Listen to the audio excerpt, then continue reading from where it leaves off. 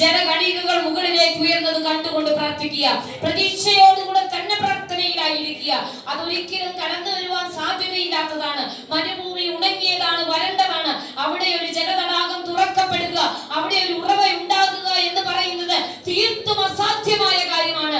ഇന്ന് പകൽ നിന്റെ തലമുറയുടെ വിഷയം തീർത്തും അസാധ്യതയിൽ കിടക്കുകയാണെങ്കിൽ, നിന്റെ സഭയുടെ വിഷയം തീർത്തും അസാധ്യതയിൽ കിടക്കുകയാണെങ്കിൽ, നിന്റെ പ്രാർത്ഥനാ വിഷയങ്ങൾക്ക് അടുത്ത നിമിഷം മറുപടി ഉണ്ടാകുമോ എന്നറിയത്തില്ല. തീർത്തും അസാധ്യതയിൽ കിടക്കുന്ന ഏതൊക്കെയോ വിഷയങ്ങൾ മരുഭൂമിയുടെ അകത്ത് നിന്ന് ഉറവ പൊട്ടി പുറത്തു വന്നതുപോലെ യേശുവിൻ നാമത്തിൽ ഇന്ന് സാധ്യതയില്ലാത്ത സാഹചര്യങ്ങളുടെ നടുവിൽ മറുപടികളുടെ ഉറവകൾ തുറക്കപ്പെടട്ടെ.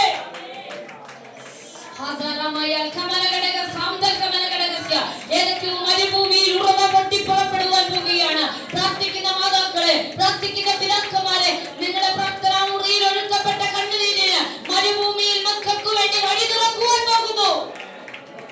ആ മരുഭൂമി അനേകർ തകർത്ത മരുഭൂമിയായിരിക്കാം. ആ മരുഭൂമി അനേകരെ ഉടച്ചതായിരിക്കാം. അനേകർ കുഴഞ്ഞു വീണ മരുഭൂമി തന്നെ ആയിരിക്കാം. എന്ന മറ്റു പലരുടെ മരുഭൂമി പ്രാർത്ഥിക്കുന്ന നിന്റെ ജീവിതത്തിൽ മരുഭൂമിയായിരിക്കത്തില്ല. അത് നിന്റെ ജീവിതത്തിനകത്തൊരു വഴിയായി തീരും. പ്രാർത്ഥിക്കുന്ന നിന്റെ ജീവിതത്തിനകത്ത് മരുഭൂമി മരണമായിരിക്കത്തില്ല.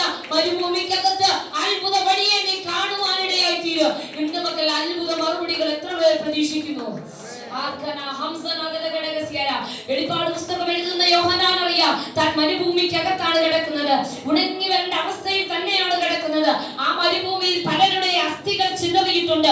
ഒരുപാട് പേരുടെ അസ്ഥി ചിതറിയ സ്ഥലത്ത് തന്നെ ഒരു അഭിഷക്തൻ നിൽക്കുന്നുവെങ്കിൽ അതവന്റെ അസ്ഥി ചിതറിക്കുന്ന ഇടമല്ല, അതവന്റെ ദൈവത്തിന്റെ നാദം കേൾക്കുന്ന സ്ഥലമാണ്. അതവന്റെ ദൈവത്തിന്റെ ശബ്ദം കേൾക്കുന്ന സ്ഥലമാണ്. അതവിടെ വെച്ച് അവൻ ദൈവത്തിന്റെ ഇമ്പമായ ശബ്ദവുമായി കണക്ട് ആക്കപ്പെടും. ഇന്ന് നിങ്ങൾ കടന്നു പോകുന്ന സകല മരുഭൂമിയും നീ ദൈവത്തിന്റെ ശബ്ദം കേൾക്കേണ്ട ഇടമാകട്ടോ. നീ ദൈവത്തിന്റെ നാദം കേൾക്കേണ്ട സ്ഥലമാണ്. നീ ദൈവവുമായിട്ട് കണക്ട് ആകേണ്ട മരുഭൂമിയിൽ തന്നെയാണ് നീ നിൽക്കുന്നത്.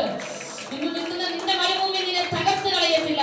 ഈ മരുഭൂമി നിന്നെ ഉടച്ചു കളയത്തില്ല. ഈ മരുഭൂമിയിൽ വെച്ച് നീയും നിന്റെ തലമുറകളോ അതേ തീർന്നു പോകത്തില്ല.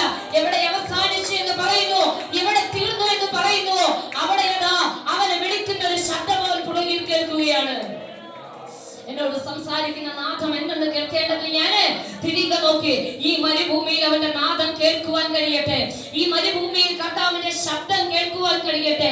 ശൂന്യമെന്ന് പറയുന്നിടത്ത് നിന്ന് ഒരു ജീവന്റെ പ്രവൃത്തി ആരംഭിക്കട്ടെ. ഈ പകൽ ജീവന്റെ പ്രവൃത്തി കാണുവാൻ കർത്താവ് നമ്മെ സഹായിക്കട്ടെ. തുടർന്നുള്ള സമയങ്ങൾ